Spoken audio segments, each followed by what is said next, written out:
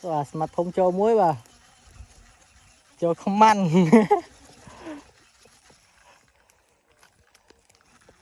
Cho không ăn muối ơi rồi mặt thông rồi mà lên đi má ui cho mặt thông mà cho không ăn mà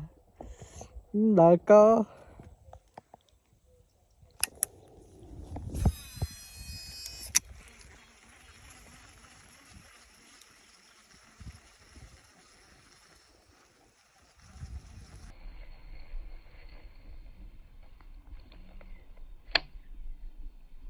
mà khăm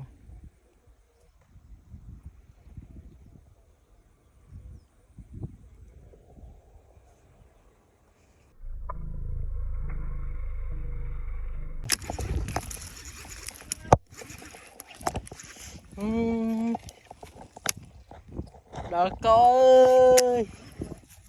đất mà cho mà đi bài này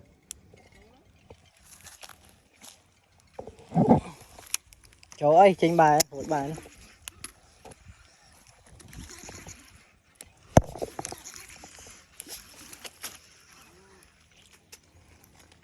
Cho bạn đập lại ơi sao chơi mà thấy phân này sợ mà với mình